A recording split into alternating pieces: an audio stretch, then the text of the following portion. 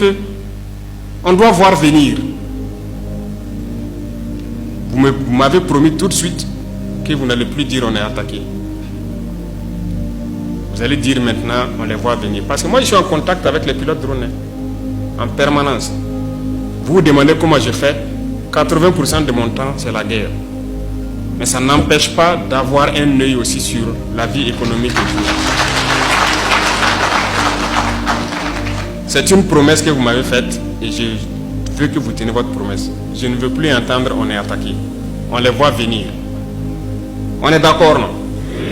Vous allez mobiliser vos populations pour creuser des tranchées et vous protéger.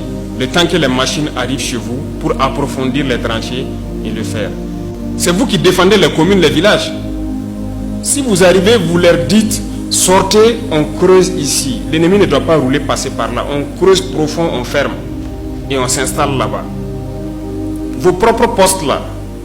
Il y a un moment donné, j'ai fait élaborer quelque chose et j'ai dit de vous envoyer, tout le monde vous en a parlé, les ministres, la PVDP, pour que les gens construisent par exemple les postes de combat.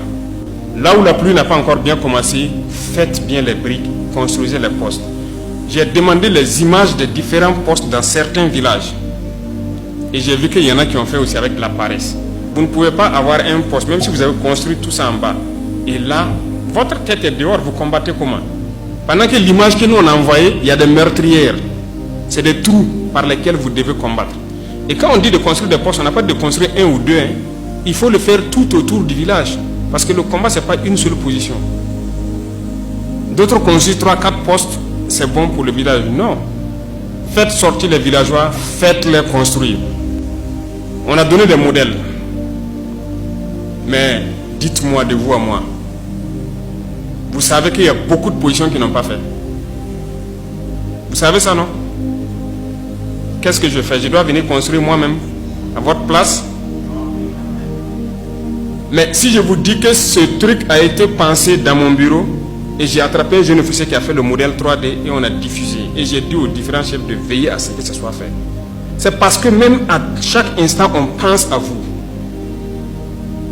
On pense à vous. Je dis qu'il n'y a pas un seul incident, attaque de poste VTP ou quoi, que je ne suis pas au courant. Il n'y en a pas.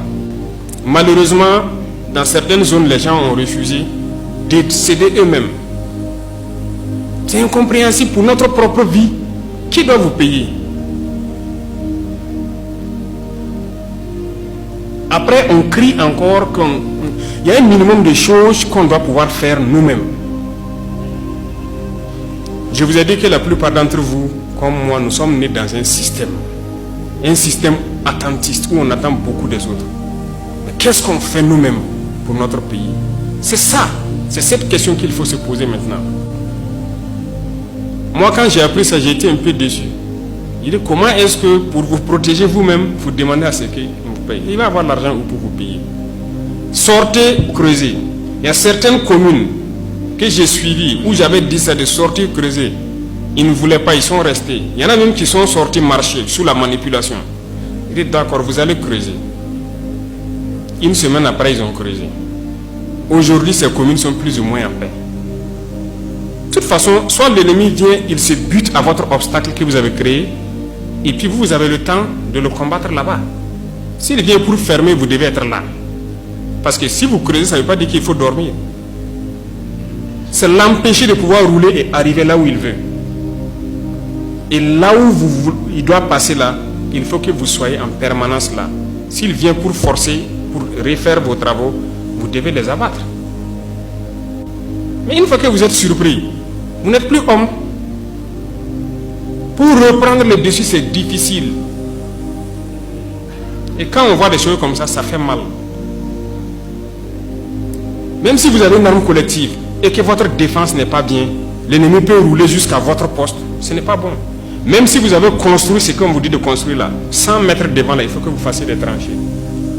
S'il veut rouler en combattant, il doit tomber dedans. Ou bien il s'arrête là-bas, il descend pour essayer de traverser. Et vous avez le temps d'ajuster vos tirs. Est-ce que ça c'est compliqué? Donc il y a du travail. On ne doit pas être paresseux. Il faut mobiliser la population. Ce n'est pas vous seul votre travail. Il faut que toutes vos populations comprennent que vous décidez de vous sacrifier pour eux. Donc quand vous leur dites de sortir travailler, ils doivent sortir. L'autre jour, il y a eu une attaque. J'ai suivi tout et j'ai cherché à savoir qu'est-ce qui s'est passé. Les gens étaient surpris. Non. Quand vous avez une arme collective, la première des choses, vous ne devez pas être surpris. Vous devez voir l'ennemi et vous apprêter à l'affronter. Chaque fois, c'était attaqué. J'ai dit aux pilotes d'aller filmer pour me montrer. Est-ce qu'ils ont construit les postes? Est-ce qu'ils ont creusé? Non. Il n'y avait pas grand-chose, il n'y avait rien. Donc on va vous forcer et vous allez les forcer. Désormais, c'est comme ça.